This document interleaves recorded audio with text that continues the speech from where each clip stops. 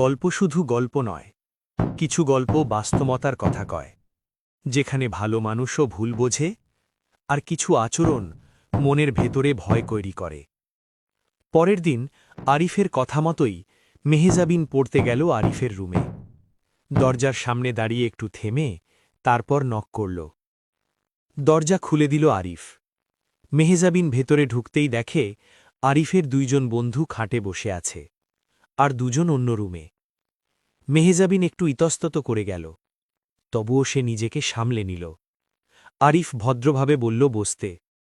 পাশেই একটা টেবিল, Please sit দুটো down. চেয়ার। Thanks, I will. মেহেজাবিন চেয়ারে বসল। Good to see you. আরিফও টেবিলের ওপাশে চেয়ারে বসল। Okay, so for the next শুরু part, we হলো need the ইংরেজির data from পড়া। last week. Right, I কিন্তু have it পড়ার here. Is this মাঝেও the graph? মেহেজাবিনের Yes, that's কানে আসছিল খাটের উপর বসা বন্ধুদের ফিসফিস কথা।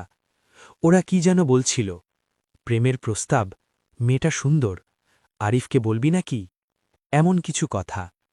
মেহেজাবিন সবটা পরিষ্কার শুনতে পায়নি, কিন্তু বুঝে ফেলেছিল কথাগুলো তাকে নিয়েই।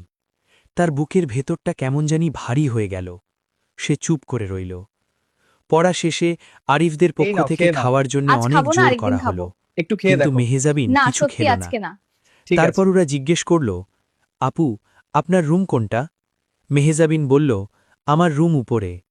মেহেজাবিন ভদ্রভাবে, আপনারা চাইলে কখনো আমাদের বাসায় আসবেন, এই বলে সে চলে আসল। পরের দিন সকাল 10টা-11টার দিকে মেহেজাবিন দেখে আরিফ তার বন্ধুদের নিয়ে তাদের বাসায় এসেছে। মেহেজাবিন ভদ্রভাবে আপ্যায়ন করল, খাবার দাবার দিল, পানি দিল। কিছুক্ষণ সবাই গল্প করল, তারপর ওরা চলে গেল। সবকিছু স্বাভাবিক ছিল। ঠিক পরের দিন মেহেজাবিন আবার পড়তে গেল। আরিফ পড়াচ্ছিল মন দিয়ে। পড়া শেষে আবারও ওরা জোর করল, আজকে ভাত খেয়ে যেতে হবে।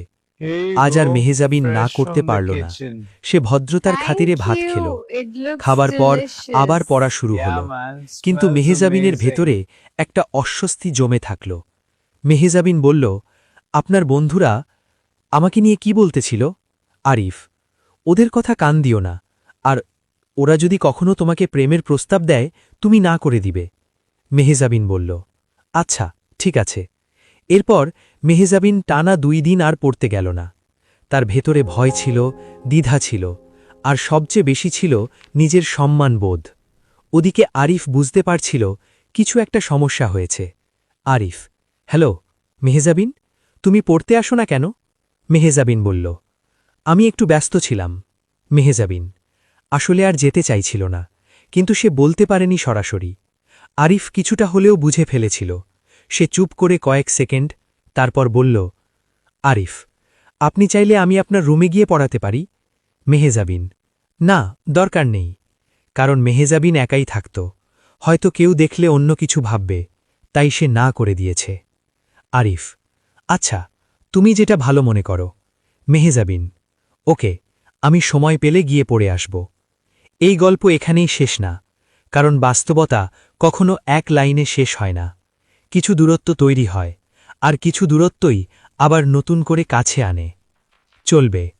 এরপরে কি হবে জানতে হলে ফলো, লাইক, কমেন্ট এবং শেয়ার করে পাশে থাকুন।